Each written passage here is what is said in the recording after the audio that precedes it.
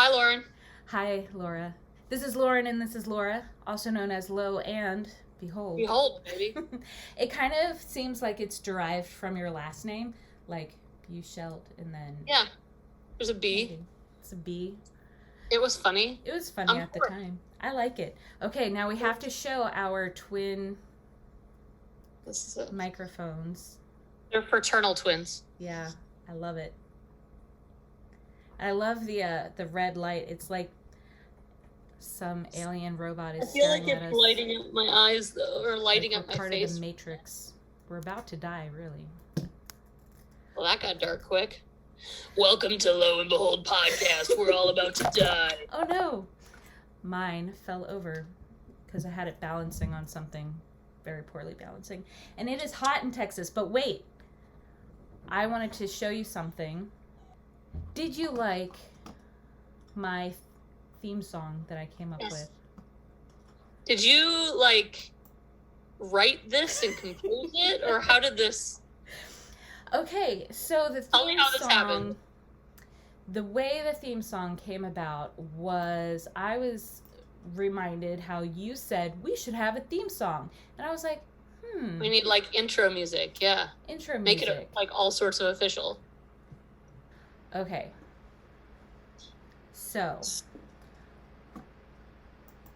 here is an option for our theme song. All right.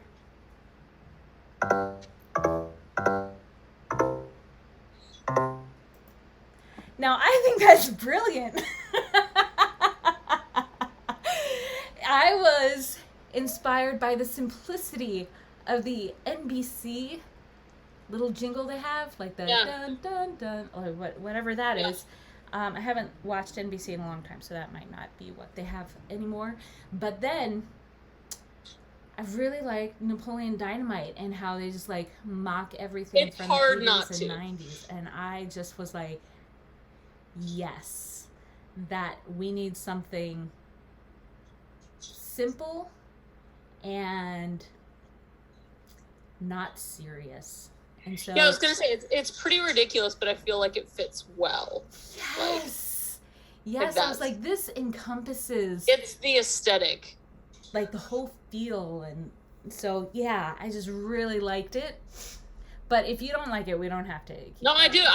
Listen. This is your podcast. Yeah, that's right. It is. So you have to like it, Laura. I don't have to like it, but I'll have to deal with it. Well, I like it. It's not serious. I tend to not be a serious person until I start talking about Jesus, and then I get really serious. Speaking of not serious, we're coworkers now. Yes, we are. That's so exciting. Did you like my intro to myself? Yeah, that was hilarious. I loved it. Do you want to read it to us?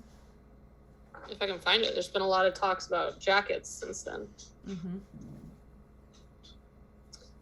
I forgot. I gotta finish writing my actual bio. I mean, just use this one. It's fine. I said, hello, TV pals. I'm LB.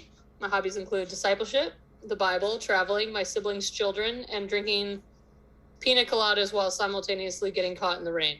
That's beautiful. Virgin pina coladas for the record. My story. Fellow felt too formal. Lauren's assistant, read servant, felt like a better role for me, so she can officially be a Proverbs 31 woman. That's right. I don't even think Tara has listened to the podcast, but she must have been moved by the Spirit to want to make me a Proverbs 31 woman, just like all. She must have been. Well, we were talking about what my title should be, and I was like, well... Assistant to the theology director. Oh, nice. I have another surprise for you. And then I made a joke about assistant being abbreviated to a quasi-swear word, and that was funny. But, oh, really? I missed that one. I have to go back. It was in the conversation about what my title should be. Okay, I want to share something with you. Are you ready? I'm ready. Okay. Share it. Come on, he's so cute. Yeah. Hi, Laura. It's me, Caleb. Isn't that cute? Hi, Laura. It's me, Caleb. I love your son. That's it. That's Caleb. That's all I was going to share with you. That's the cutest thing ever. Hi. Yeah, he's a cutie. He is a cutie, so he says hi. Hi, Caleb. Hi, bud. That's great. So what are we going to talk about today? Well, you sent me an email. I don't... TBH, it's been a hectic week, so I don't even... Yeah, I feel like we were just doing this, and I was like, oh, wow, it has been a full week. Look at that. It's been wild. It's been a wild week. Mm-hmm. And you're in charge, so don't ask me what we're talking about. This is your show. Laura, how was church on Sunday? I'm just here as I'm just a pretty face. Yeah. Church was so good. We talked about how much I love worship at my church last week, right? Mm-hmm. So this week, it was so good. So good. Worship was great. Sermon was epic. He wrapped up Judges. Yeah, that's right. Because you started listening to it, and then you're like, this is inappropriate for children, and then you got off. Now, I don't know if people listening are familiar with the book of Judges, but it is just the not pretty history of Israel. And most of the Judges, the stories, I'm like, that's a terrible story. And you turn the page and you're like, oh, look, another terrible story. And you turn the page and you're like the most heinous things getting worse and worse and worse. And so by the time you get to the end of Judges, it's like X-rated stuff that you're not probably going to be too comfortable with your kids reading, hearing preached about. It's horrific. So... yeah, I tuned in to listen. He didn't spend too much time on, he didn't talk about it much longer than probably when you turned it off, but it makes sense. I respect the, not today. Yeah, I was like, I might benefit from learning about this, but I don't want to explain what some of these words are that the pastor is using. So I was like, we're just going to turn this off. Yeah. Laura's church teaches heresy. So. Yeah, not heresy, but just the... unpretty truth that is which is something that our church does. So but it was really good. He finished with a statement that I thought was really interesting. He said something along the lines of I believe that Judges is in the Bible to warn us. And I was like, that's awesome. I love that. And just of what it's like to attempt to live apart from the Lord and in our own strength, our own power. And now this is good lighting. Pulling up my notes here real quick because I have all my teaching notes. Well, while you pull up your notes, I'll make a note that I just remember from studying Samson. That kid was such a punk, and every time I get to those chapters in Judges, I just want to slap him. I'm like, what is wrong with you? You've been given such a gift and you're just throwing it away every chance you get. And so there'd be the Spirit of the Lord descends on Samson, and then he takes it too far. And I'm like, why would you do that? Here you have the Spirit of the Lord, but you don't actually belong to the Lord. And how many people say they have this gifting from God. They have a gift from God. They're using this gift from God, and they don't actually belong to God. And I think a lot of us in Western America see these prominent figures and we're like, oh, I need to emulate this person who's in the spotlight. Only once you start looking into their character and their home life, you realize this is not a good person. This person might be attracting a crowd, but they don't have God at the core of who they are. And so that is also a really great warning that I would agree with your pastor. It's check yourself there. You could be living apparently for God, but your heart could be far from him. So take it away with some of your awesome notes that you took on Sunday. Here are my notes.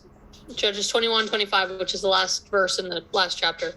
Everyone did what was right in his own eyes. It's the end of the book ends horribly. Everyone does what's right in their own eyes, which is the central issue in the decline of Israel, which I thought was fascinating. And he had 3 application points I thought were really good. Doing what seems right to you does not lead to godliness, but godlessness. Number 2, it's easy to lower your morality and live like the culture around us. Mm. And his third point was the only solution to cultural and individual depravity is the gospel of Jesus Christ. Yeah. How about that? Boom. There you have it. So that was my Sunday. It was great. I thought it was a great morning, and I love my church. That is great. How was your church on Sunday? How was your virtual church experience? I'm drawing a blank. You loved worship because it was my church's worship. Yeah. Yes. Did you enjoy it? The music? Yeah. Yeah, it's normal. Yeah, you're not a music person. I'm not a music person, so I was like, oh, this is nice. Very well done. No complaints there. Very biblical songs. I was like, there you go.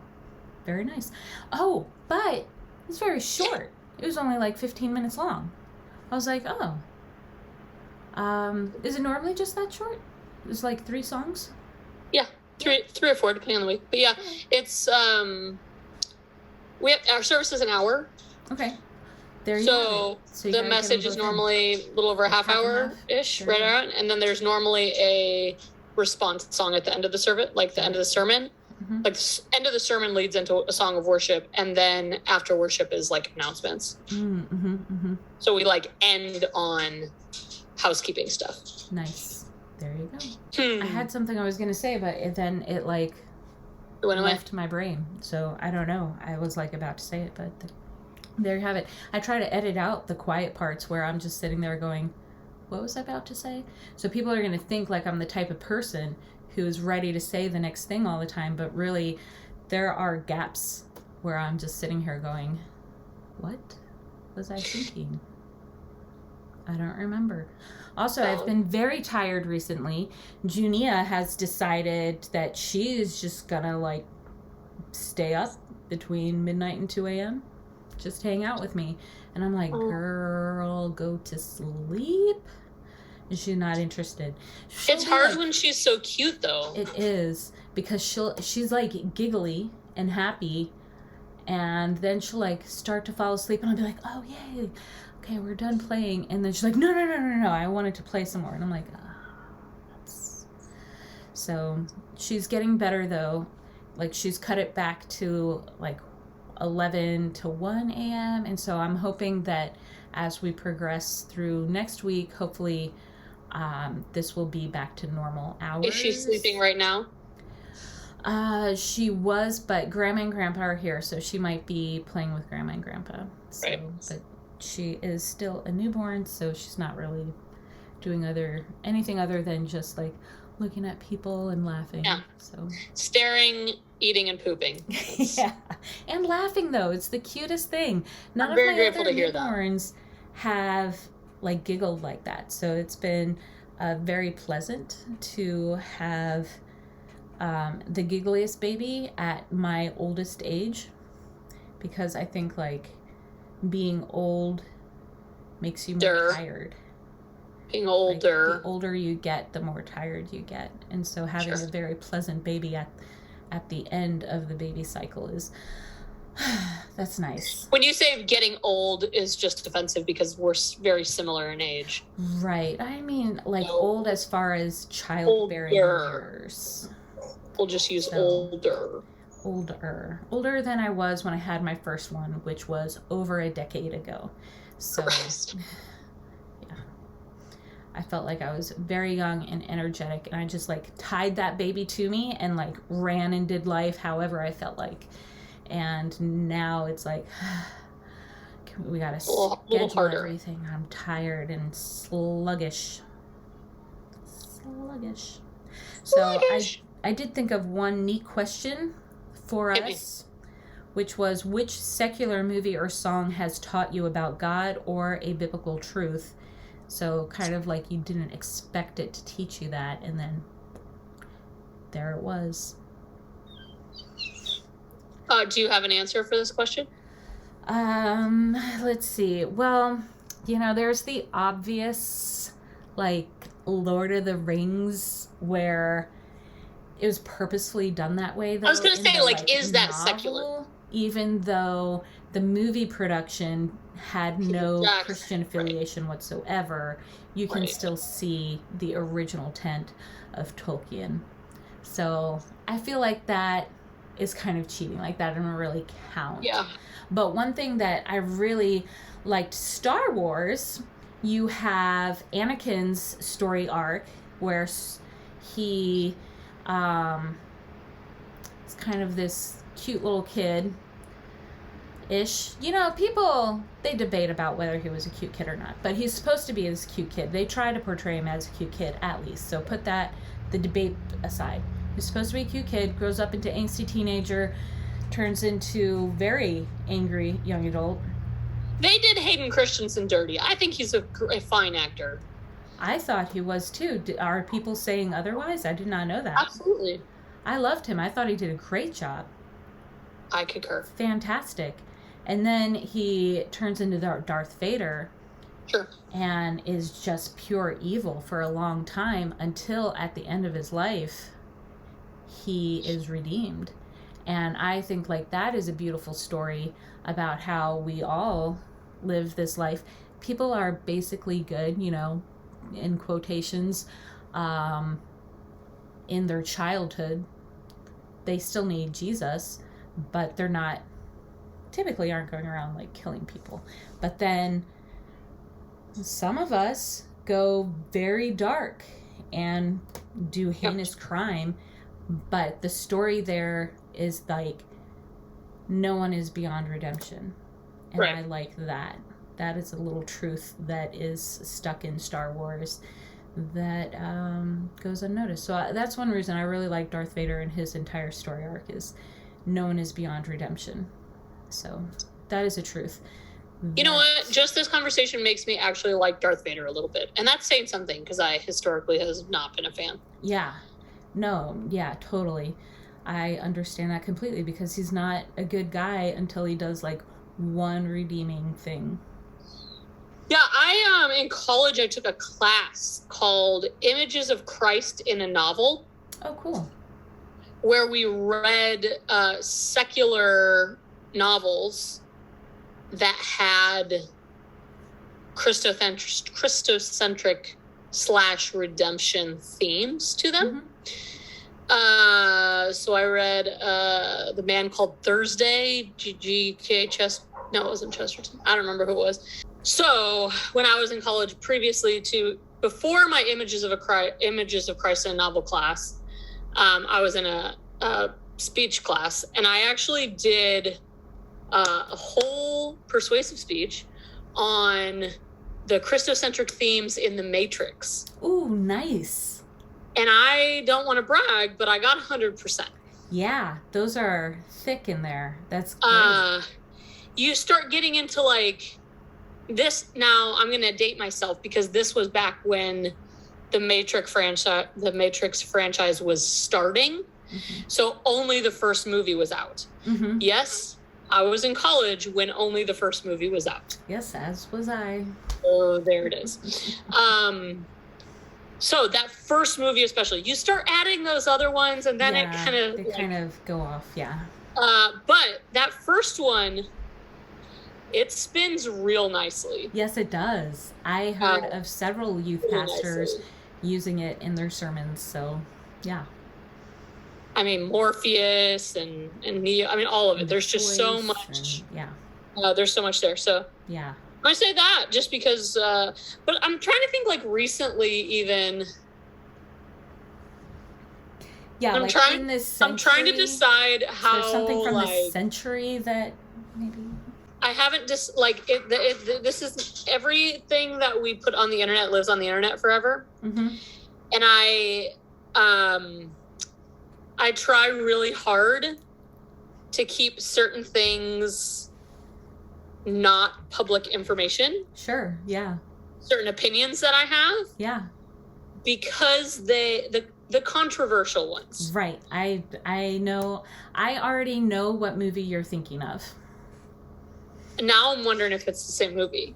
I don't know. Was it a certain movie that you were watching just a few days ago that you texted me before it finished? Oh, no. No? Oh, okay. That's not...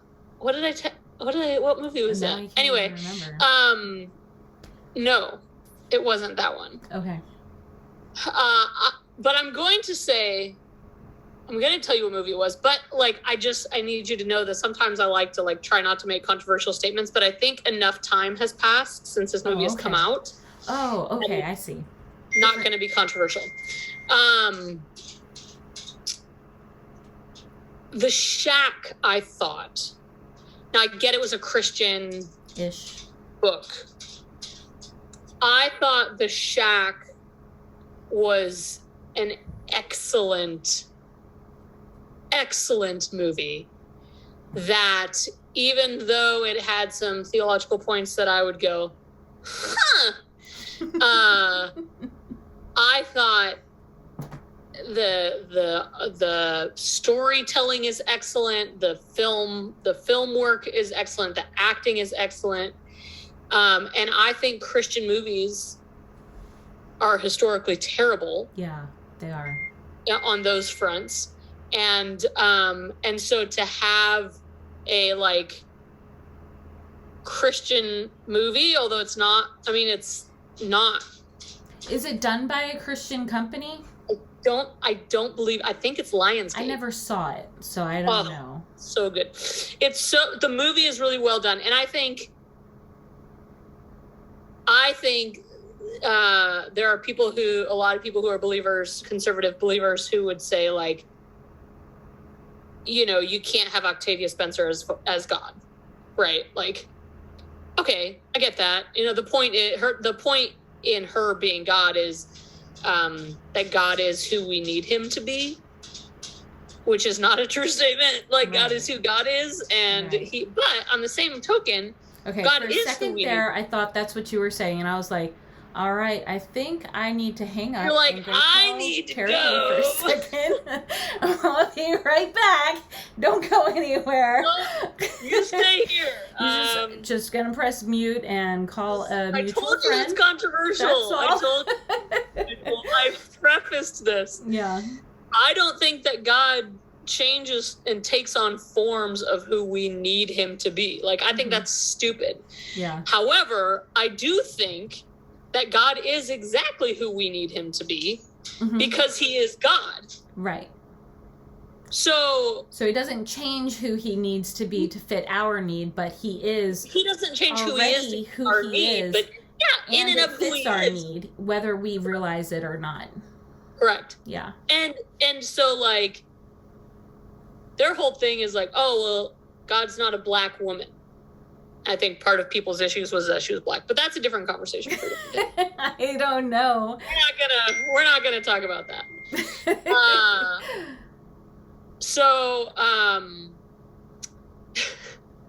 It's gonna sidetrack me. But I think about scripture, and I think about God being like a mother hen, and like a mother, a baby at his. So like, yes, God is male. By gendered in the Hebrew and in the Greek, and he is father, but he is also like a mother. So to me, it didn't bother me too much. And there were some other things that were sort of weird, like they attempted to do the like great cloud of witnesses things, but it just seemed like a field full of ghosts. It's weird, but.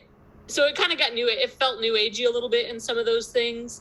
But I think that the way they presented the person of Jesus and some of the other things, I don't know that a person could come to faith in Christ based on that movie.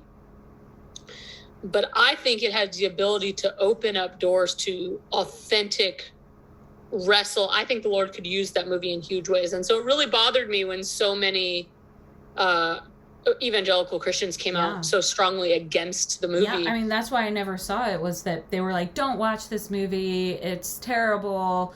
They're saying God's a woman and lives in a shack. And I was like, you're like, well, that's stupid. Yeah. That and it sounds like and not something I had also, I loved it. I cried in it. I'm not a crier. I cried in the movie. I thought, because to me, I am a chew the meat, spit the bones. That is who I am as a person.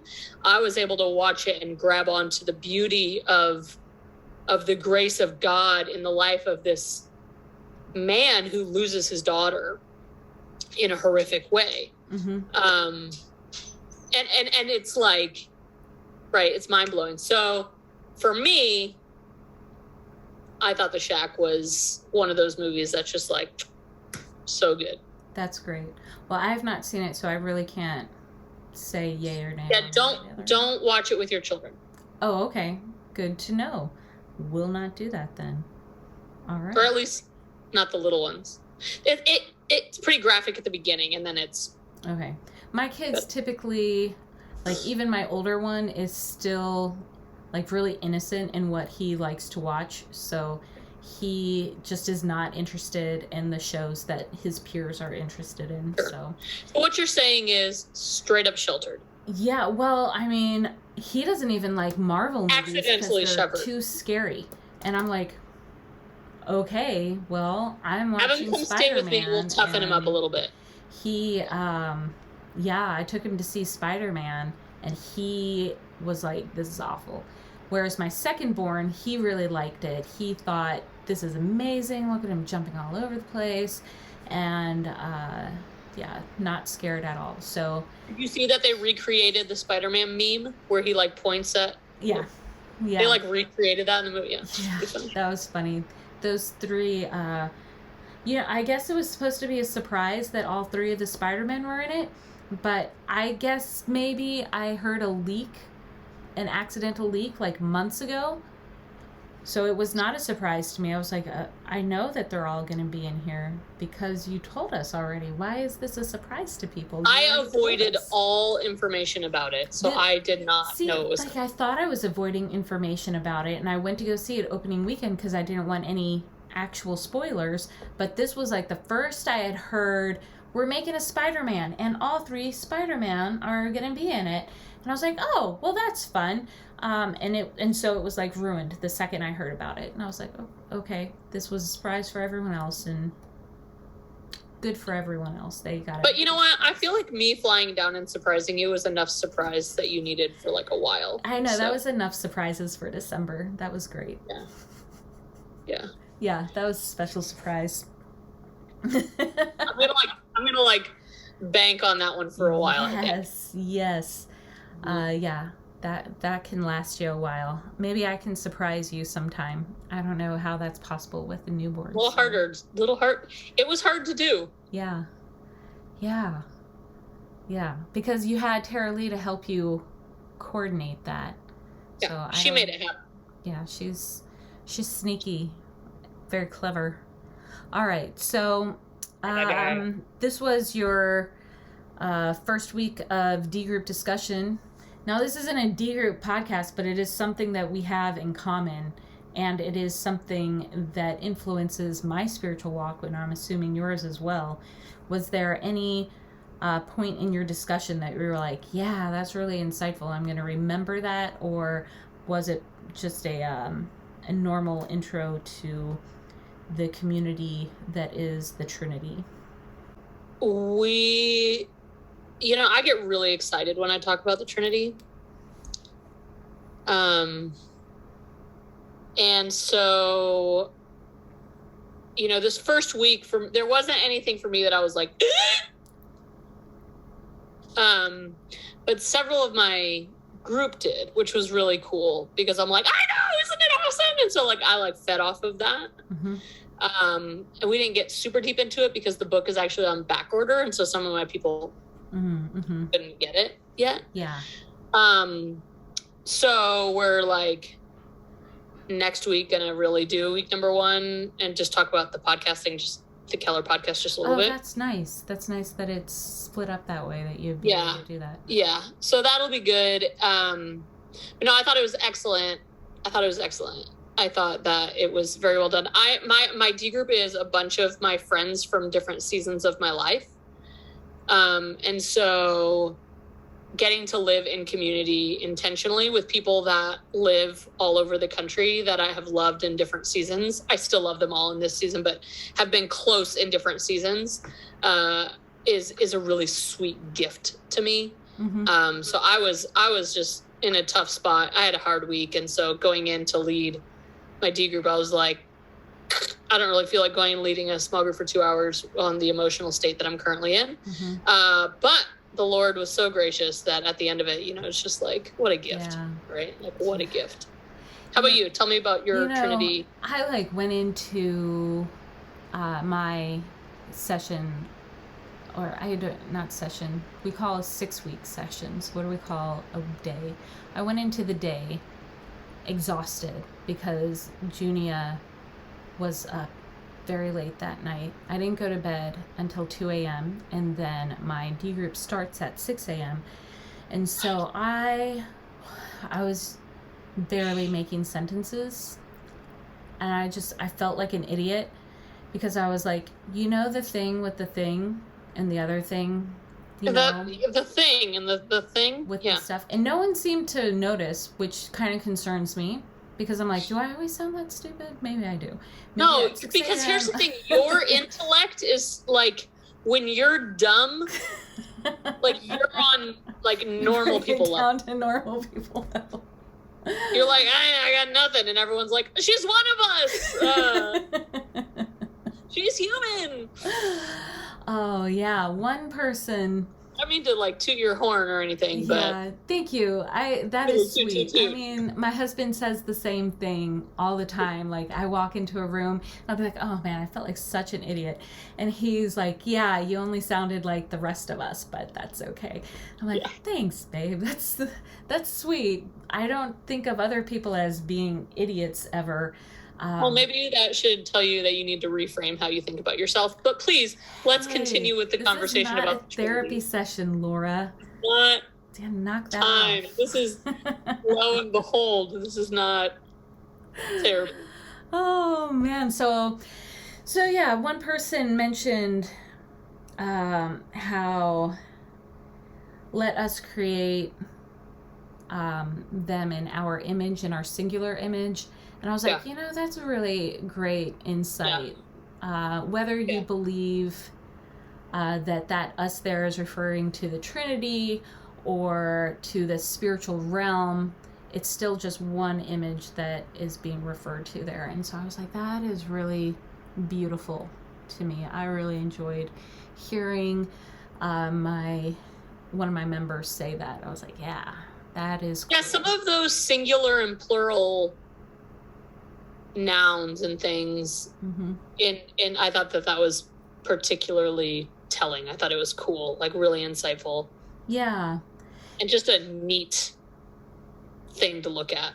Yeah, and I won't say, here I go again. Like, I'm not saying that it is saying Elohim is the Trinity, because when you have in Hebrew a plural, it doesn't necessarily mean there's a plurality there. It could mean greatness. And since Elohim, even in the Bible, is used to describe Abraham as a singular plural, then I'm like, okay, so it could be referring to the Trinity, or it could be referring to the greatness of just God the Father. Since I'm a Christian, I'm like, let's go ahead and say it's the Trinity. But I know my Hebrew friends are like, no, that's not what that means. And they have other Hebrew writings outside of Scripture that would back up what they say and claim as well. And then there's people like Mike Heiser who does believe in the Trinity, but he would also say this is not referring to the Trinity here.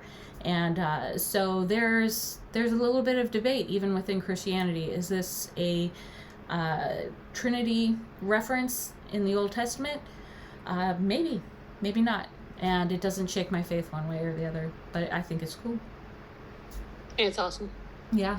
So how are your books coming along? The books that you shared with us last week. Oh, I haven't had time for reading this week, so I haven't either. Pleasure reading was put aside for a little while. And you have an assistant. now that you can. Yeah, I can shuffle off all the things that I don't want to do. Not yet, though, because I have a whole assignment that you have to you have 2 days from now to finish. So Friday, Saturday is my D group days, though. So it's. Is it nice? There you go. Today and tomorrow. Perfect. So one thing that I had wanted to ask you, and then I saw you posted on Instagram something about it, was do you have a mentor, or have you had a mentor? What is your experience with mentoring, and can you speak to how that has been a fulfilling part of your spiritual walk? Yeah, I think the most important mentor I've ever had in my entire life is a gal by the name of Lauren Mulford. I'm honored. I'm a really big fan of the what do people, the Paul, Titus, Timothy thing, mm-hmm. where you've got people that are pouring into you, you've got peers that you're doing life with, and then you've got people that you're investing in. Mm-hmm. I'm a big fan of that. So I have got a handful of my girls cycle in and out, because I work in high school ministry currently. And so, normally and I work really closely with the senior class. So normally what happens is, as we're talking about the foundations of Christian faith, things will come up. And so I end up meeting more regularly with a student, and start mentoring them, and then they'll go off to college, and then I'll kind of get the next crop. But then those who have gone off to college, I'll get the 3 a.m. phone calls, and I haven't talked to you in 3 months, but this is happening and I don't know how to, those sorts of things. Mm-hmm. And I love that. So mentoring and discipleship is really important to me. I am not, I have had people actually stop meeting with me because they don't like how I disciple. Oh. I'm very much we're going to get together and see what the Lord does. Mm-hmm. And I'm going to ask, I have a number of questions that I like to ask. What's God teaching you? What are you reading in the Bible? Mm-hmm. How you doing? What's going on in your heart? That's the questions that I ask you every week. Plus fun movie questions. Yeah, so, just try to, dig, and then when they say something that they seem uncomfortable with, I try to, nab at that, yeah. Just sort of pick at it and see what God's doing there. And about that. I make students cry all the time. I'm just kidding. I don't really. Sometimes I do. Yeah. Not because of me, but, I had one girl recently, she's just talking about some stuff, and I'm I was I need you to read your Bible. Hmm. I need you to read your Bible. I'm glad you've got all these other things that you're reading these self-help books and blah, blah, blah. I need you to read your Bible. Yeah. So, my thing, my heart there is that. And then, my mentor from when I was 18 until I was 32, 33, passed away. And she had been a part of every one of my major life decisions since I was 18 years old. And so I was what do I do without her? Right. But I realized at the time, my title was discipleship director for student ministries. And I realized that while I was discipling many students, I wasn't being discipled because my mentor had passed away.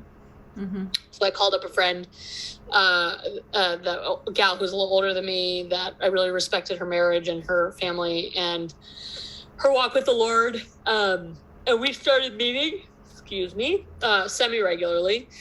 And just talking about life. And I was sharing some of my struggles, and she would just challenge me and push me and kind of did mentoring very similar. And then now, within the last 3-4 years, I've begun meeting with someone a different person that actually goes to my church. And it's fun because I mentor her daughter, who is now off in college, but I mentored her daughter through a chunk of her high school career. And then now she mentors me. And so it's funny because I'm you know all that you know about me and still let me mentor your daughter. And that means a lot to me. Mm-hmm. But yeah, I get together with Mindy probably It's not super consistent, especially with the holidays. It's not been super consistent. But for me, the most important thing is having a sounding board and having someone just keep pointing me back to the Lord and to say, no, that's not true of you. That's a lie, just to help my brain, but just someone I can just be really authentic with, confess sin and ask questions and get, how would you do this? These are women that I really respect their walk with Jesus. And if they're married, their marriages. So I've got a handful of women that I trust that speak into my life. And then I have a handful that I get to speak into. And then I've got like a tier of like my peer people that, get the permission to say stuff to me. Mm-hmm. Mm-hmm. So yeah, I think it's important. I think it's so huge. I love it.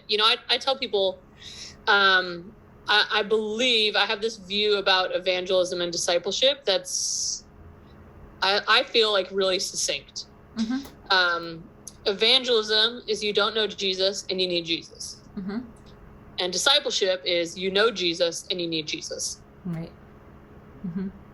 So for me, that whole discipleship process is just the center of my heart. It's one of my greatest passions in life is discipleship. And so, you call it mentoring if you want, but for me, it's discipleship, intentional discipleship. I totally agree. Yeah, I really like the idea of like what you ended there with, like if you evangelism is you don't know Jesus and you need Jesus, discipleship you know Jesus and you need Jesus. And it reminds me of like how I would instruct people to pray for their family members when they're like, oh, I don't know if little Jimmy is saved. I don't know if my cousin Tom is saved. And I'm like, you can pray the same thing for everyone and that they would get to know God more. Yep. That's what you should pray for everyone. Just pray that they get to know God more. Today, a little more than they knew yesterday. Not necessarily head knowledge, but just like closeness knowledge, walking. Intimacy, life. Relationship, right. Relationship, so so I like the way that you phrased that. That was really cool. I like that. Yeah, I have a mentor who used to live in Alberta, Canada, so not even in the same country as me. So that was a little difficult. She's recently moved to California, so that makes it, you would think like, oh, now we're in the same country, is a little easier, but it's not, because California and Texas are still pretty far away, and Michigan and California are really far away, but at least it's the same country. So like last year, I sent her a Christmas card and in like a package for her kids, who were not really digging living in Canada, and and they didn't get it until like middle of January, whereas this year at least they got the Christmas card before Christmas. So little things like that make it better. Are you nice when you send her mail, or do you send mail to everyone the way you send mail to me? You are the only person who has gotten a prank card from me. You should be deeply honored, because I have been wanting to send someone a prank card for a long time. And I was like, who can I send this to? This is so funny. But they have to have a sense of humor, and have it be a sense of humor that they can receive a joke like that and not be like, she hates me. She is like gave me something that's mean. Because some people would think that, like, why isn't this card turning off? So the card, but you doubled down. It was like for the audience. Song. I got a card in the mail. Lauren knows Thanksgiving is my favorite holiday. Right. So she sent me a card in the mail. You did double down, that's right. You doubled down on it. So the card in the mail, and it's a friend says like Happy Thanksgiving. On the inside it says forever, and when you open it, it starts playing music that does not turn off. And so the only way to get it to turn off is to like tear it open, but then when you tear it open, the confetti goes everywhere. And then, even then, the batteries are soldered to the circuit board. And so you have to like snap the circuit board in order to get this thing to turn off. Now, as if that's not enough, Lauren writes this whole handwritten note about the colonization of America and the like disease and murder that was brought with the European colonization of America, and how it's such an important day for us to celebrate. And she knows it's my favorite holiday. Yes. I don't know why it's your favorite holiday. We had known each other for 1 month. Yeah, we barely knew each other. And I was like, but I felt like I knew you. Like our spirits were just like, they just snapped together. And I was like, I'm going to be best friends with this girl for and it was a long time. It was fantastic. It was. I had a lot of fun writing that letter. I felt so seen. To have me hit all of the exact opposite notes. That was funny. Yes. I'm like, this woman has 7 children and she has time to love me so well. Yeah. No, you only had 6 then. I only had 6 and a fetus at that time. So you were very pregnant. Very pregnant. Yes. It was. How did we get on this topic? Mentoring. So you don't send your mentor. I did not. I sent her genuine. Well, that was genuine, but it was genuinely funny. Whereas what I sent her was just like, I love you and thank you for being amazing. And she is, of course, a professor over there. Shocking. I know, shocking. Shocking. I met her. How often do you talk to your mentor? Well, because she just moved, she's kind of had a hectic summer. So we've only spoken like once since she moved. So once in the past like 6 months. But normally it would be like every other month-ish we would talk on the phone. Not too crazy because I have a lot of kids that I've been taking care of. And she's a professor, so she has a lot to do as well as being a mother, and she is constantly writing books and stuff like that. So she's a very busy woman. Yeah, and I met her through some other people that I don't know how famous these people are. They're famous to me because I know them. But Mike Kaiser, who I actually already mentioned in this podcast, we're not friends. Like, I'm not friends with these people. I just know them. So don't think like, oh, she's friends with them. No. But then also Tim Mackey. So Mike Kaiser and Tim Mackey introduced me to Carmen Imes, who is my mentor. And we just really kicked it off back in 2018 or 2019. And we started talking and just didn't stop talking. It's awesome. Yeah. You know, I heard it said once that the person that you want to mentor you does not have time to mentor you, or else you wouldn't want them to mentor you. Yeah. And I thought that was brilliant. Yeah. So he said, it was, I'm not going to tell you who it was because people judge him as a pastor, but he said, what you do is you ask them out for coffee. You say, hey, can I buy you a cup of coffee? I have a question about fill in the blank. Mm-hmm. You get really specific. I have a question about this. Can we meet for coffee? You take them, you buy them a cup of coffee, and then you ask their advice and ask their expertise on this thing. Yeah. Well, then this thing happens, unfolds, and then you say, hey, can I buy you a cup of coffee? I'd love to follow up that conversation. Well, now guess what? They're invested. Yeah. Mm-hmm. So you like gotta, back go your in the back door. You like back your way in. Yeah. I saw that video on Instagram where there's the cat who's taken up the entire dog bed, and the dog had to like back its way in to his own dog bed. And the cat is like ready to like just kill him. Mentors typically don't kill their mentees though, but it it was a similar thing going on with me and Carmen. Like, we just started talking. I was like, hey, Carmen, I've been praying, and I feel like maybe you should write a book about XYZ.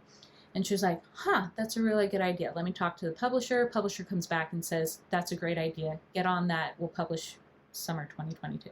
So it's coming out. We're going to see it soon, hopefully. So exciting. And so little stories like that kept happening, that she was like, hey, Lauren, anything else that you've been praying about? Because I think I just want to know. I was like, well, the only other thing is I was praying that you'd be my mentor. Can you be my mentor, please? And she was like, I mean, she has to now, right? Right. She has to. So, so yeah, that's how that, it like tricked her into it. And now she's stuck with me. So yeah. So it's great. But she helped me get into seminary, and she's amazing. So that's really and nice. You mentor your children. Yes, I do. I try to. The problem with parents mentoring their children is that typically there's at least an age, like a phase that children go through, where their parents are just the dumbest in their mind. They need external voices. They need someone else to say, hey, let's point you back towards truth. Someone who's not their parent. And there are some parents who are super paranoid, and so they're not going to let any other person have that voice. And that is, I understand that can be scary, but I think like it needs to happen. But we have been in COVID fluctuation so much that we don't really have anyone else in our community that can speak to our kids. So it is just us for now, and trying to sit down with the kids, just do basic Bible study. Doesn't have to be amazing. Maybe do some other fun activity, but try to keep them engaged in the relationship, and not have them think that, oh, mom's just around to ruin my fun, or she only wants me to do XYZ. She's such a fuddy-duddy, whatever their words are for today. And hopefully make it to teenage land and they are still willing to talk to me. Can I, as a single person, say something to moms? Yeah. I'm a single, childless woman. But here's what I know to be true. And I want to say this in the context of our mentoring conversation. I have some friends that have children, that have young children, and they are spending all of their emotional energy on their children right now. They're in Bible study and do whatever. And I had one friend in particular, we were talking, and she was like, well, I feel bad because I'm not investing in anyone. And I'm like, that is the biggest lie from the pit of hell ever. Because I think the role of a parent as a primary attachment in the lives of your children ought to supersede any sort of mentoring that you're doing for anyone outside of your family. And so if there are people that have kids that are like, well, I don't have margin and capacity to be investing in anyone outside of my kids right now, I think there's a tendency to feel like, well, I'm not doing anything then, and what I'm doing is insignificant. Right. And it's just the opposite of true. Yeah. I feel like we've talked about that before, whether on the podcast or just in private, like saying how the temptation to think like, oh, I don't have a platform means is like hurtful actually to your kids. They are your platform, and the most important platform that you have actually.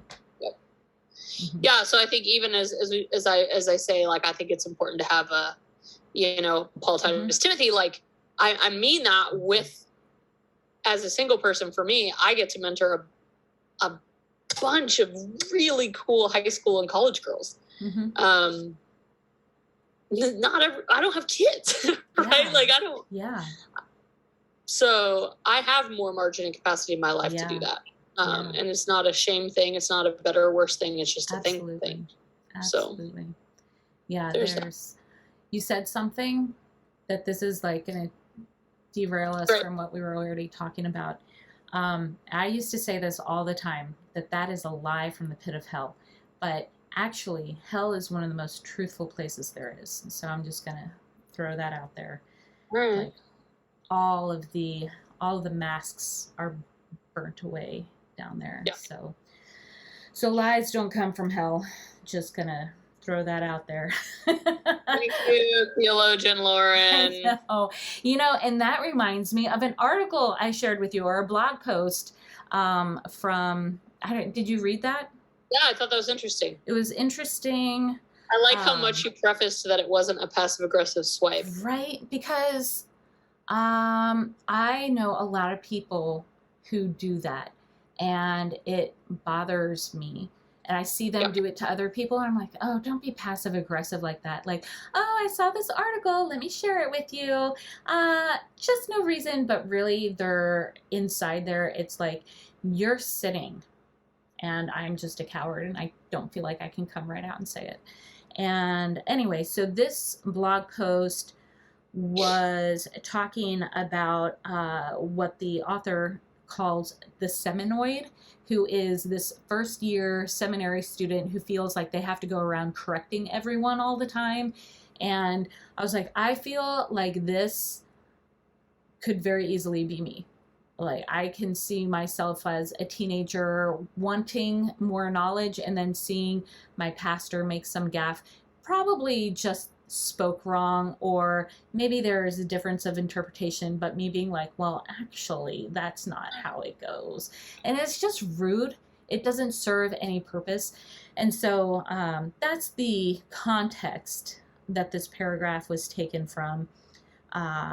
Like, how can I go into seminary knowing that so many seminarians turn into this just awful human being and correcting everyone, being a snob? I don't want to do that. That is like the anti of what I think going to seminary should be. But you look around at your friends who are in seminary, and a lot of them fall into that, and you're like, oh, I don't want that to be me. And maybe your friends aren't like that. It's just my friends who I was like, calm down there, Johnny, and so it's, how can I make sure I'm not like that?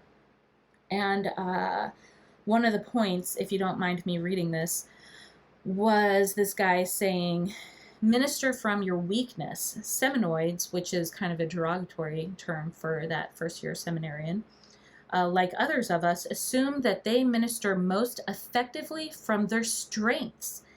That's a wrong assumption and a perverted vision of spiritual gifts. It's counterintuitive, but we minister most effectively from our weaknesses. Jesus told Paul that power is perfected in weakness in 2 Corinthians 12:9, which led him to discover that when I am weak, then I am strong. Now you are indeed a gift to the church, but don't assume that you know how you are a gift to the church. That needs to be a long process of discovery, and others will probably see it before you. If you think you know, you're probably wrong. I say this to seminoids because your initial assumption may be that you bless the church by being its instructor, its doctor, diagnosing its wrong theology and its malpractice, and prescribing right theology and proper practice. If you do this, you will not bless the church, you will burden it.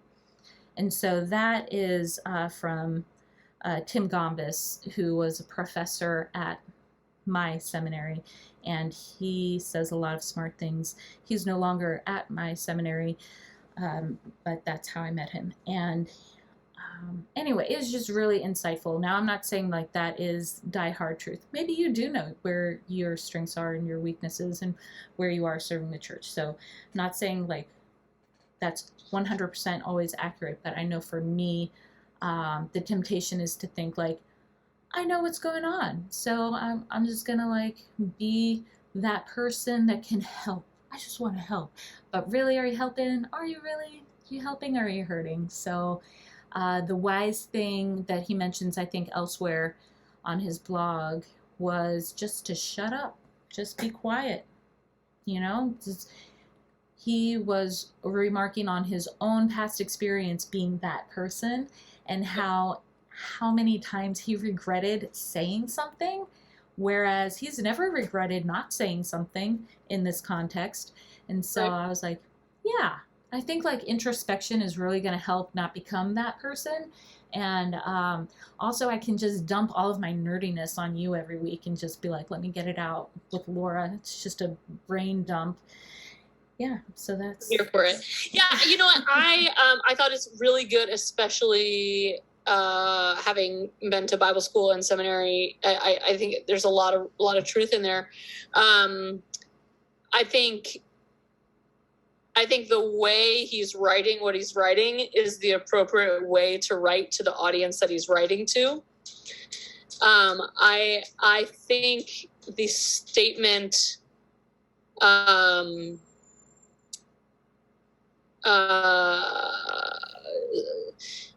the assumption that we minister most effectively from our strength, that's a wrong assumption and perverted version of spiritual gifts. I really disagree with that statement as a whole. Right. But I understand why he says it. Right. So you gotta like make sure we're talking about in this context to these very specific people. And, correct. But with the caveat that, maybe you do know. Because he says seminoids, like others of us, assume that they minister most effectively from their strengths. That's wrong. Now, does God work in our weaknesses? Absolutely. But there are so many weaknesses I have that like, that's not going to be, I'm not going to be effective in ministry to go and go, well, where's my weakness? I'm going to go serve there. Right. The first example that came to my mind is, what if you are really terrible at administrative giftings and you're trying to do a spreadsheet, but the pressure is on, you suddenly can't remember what 5 + 7 is, and you've ruined everything now. And hopefully you're using a spreadsheet that you don't have to remember 5 + 7, but you're going to make these gaffes and they're going to be awful and you're really going to drag down everyone. Just put it aside. That's not your gifting. Don't do that.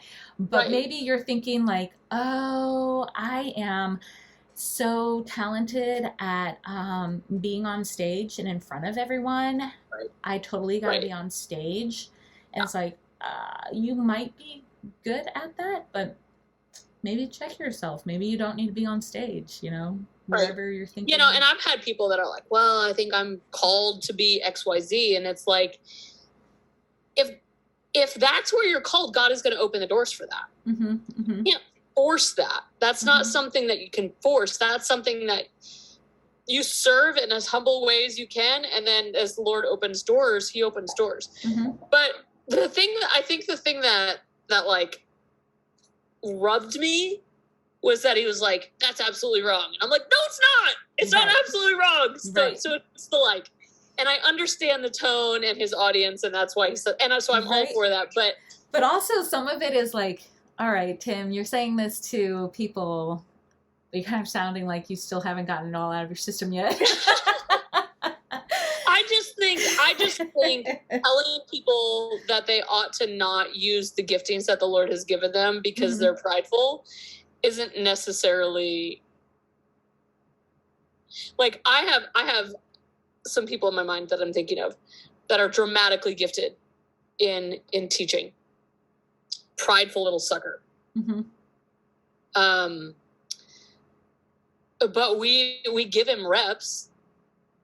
Like, he gets reps because we believe that he's gifted in this and that God will use it. Are we having conversation after conversation after conversation offline? Absolutely. Yeah. Is this person being required to serve in other areas for the sake of humility? Absolutely. But we're going to give him reps at the things that the Lord has obviously gifted him in. Right. So that he can be better when his time comes. So But I loved it. I thought, like I said, I keep saying the same thing over and over. That was the only thing for me about that whole passage was like, yeah. But yeah, like I think, man, it's so easy to go, oh, I know that. And it's funny because I tell my students occasionally that I knew way more about the Bible when I was in high school than I do now. Right. I have an MDiv and I have a Bible, undergrad degree, and I know way less now than I did then. I think we realize the more we understand who God is, the more we realize how much bigger he is than us, and the humility that we have to have, and the reality, and I don't remember who said it, but pride can't live before the cross. Yeah, that was me. It can't. And so I'm just kidding. And so it's it was me. I said that. Just kidding. Pretend pride. Just go on. Pretend pride. Fake pride. Sort of real.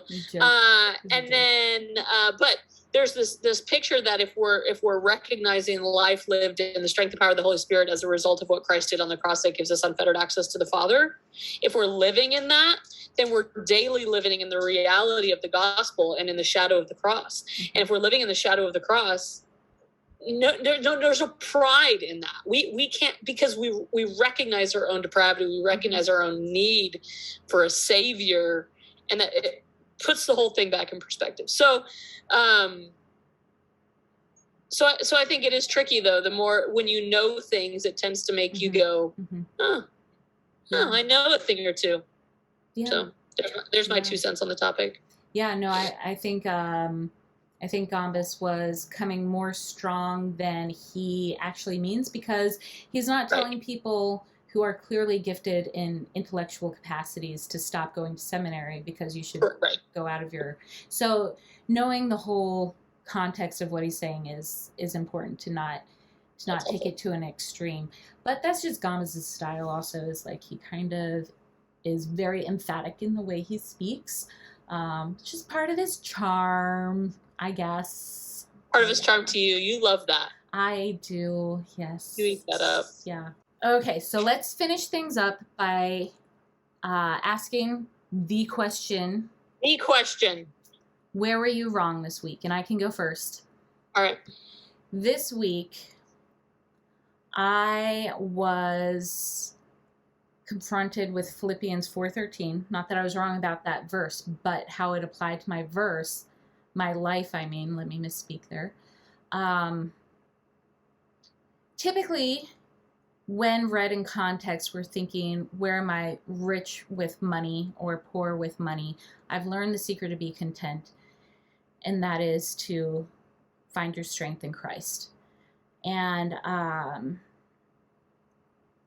I found that typically in my life, a way to notice where an idol is in my heart and my mind, what I'm fixated on, is to ask myself, if I lost this today, could I live the rest of my life without it and be okay? So if you ask an alcoholic, would you be okay with giving up alcohol and never touching it again? Like, if they're honest, that's going to be an idol. They're going to recognize, like, I can't live without alcohol, I'm an alcoholic. Or I can't live without my sports car, that's your idol. I can't live without whatever it is that you're fixating on. And so I have never recognized this, but because we were talking about this verse and it came up again through someone that I look up to, mentioned it in her life as well, not in the same context though, that I was really upset about not having the friendships that I desire. A lot of it is because of COVID. It's just really been a nuisance and interrupting life, and just really brokenhearted that, like, it's really sad to me actually, so I'm sorry to be crying like at the end of this, but Perfect. It really hurts to see people that I've tried to be friends with not reciprocate that. And Yeah. and it really hurts. And so then, in context of that verse, just to be able to ask myself, like, am I so fixated on this that it's an idol? And it seems like, well, it's a friendship, and it's a good, healthy, godly friendship. It's a good thing. Right. And so it seems like, well, how could that be? How could that be an idol? And being able to finally say, like, I think I'm recognizing that this is actually an idol. Like, whether it's with this particular person or with just a like hypothetical person, that person just doesn't exist. And am I okay with that? Or am I saying, like, life is not worth living because this person doesn't exist? I feel lonely and I feel isolated, and a lot of times that's just parenthood, motherhood, especially in Western churches. They see moms and they're like, they're their own thing. We don't really minister to moms. We'll catch them once they're done being moms. And I've shared with you how, like, we literally had church tell us, this doesn't sound like a season of fellowship for you. And I'm like, that's just wrong. Yeah. Who do I kill? And so, like, just being, I guess people think, like, oh, you have 7 kids, you don't have time for friendships. Right. And it's, looking back on history, especially as portrayed in Hollywood, that's why you got the moms watching the soap operas all day, eating the bonbons and getting drunk on wine before noon, is because they're going crazy because they don't have friendships, and people are just dismissing them as, like, being human. They're like second-class citizens. Right. And so to not turn into that crazy person, where am I going to find my strength? So whether I have a lot of friends or a few friends, it's just, I gotta find my strength in Christ, but it's really still very lonely and isolating. And so I was wrong about that this week, and it's still hard. That's valid. I'm glad we're friends. Me too. For the record, I'm friends with Lauren. She's not talking about me. I feel so stupid crying, but there it is. Feeling stupid crying is a lie. There's a second thing I'm wrong about this week, then. There you go. Yep. But it's not from the pit of hell, because it's very true things down there. Very real unmasking of me. Well, hopefully, never mind. Yeah, that's valid. That's valid. I have had those seasons of just, like, dramatic loneliness and, like, isolation, and it's just, they're miserable. They're miserable. So I feel that. And I'm sorry that you're experiencing that, because that's hard. But I'm glad that God is meeting you in it and teaching you in it, because I think it's important. Yeah. A lie that I have believed this week. I just had some really tough stuff happen this week. And there were some things that were said to me that I took as truth that were not true. And so,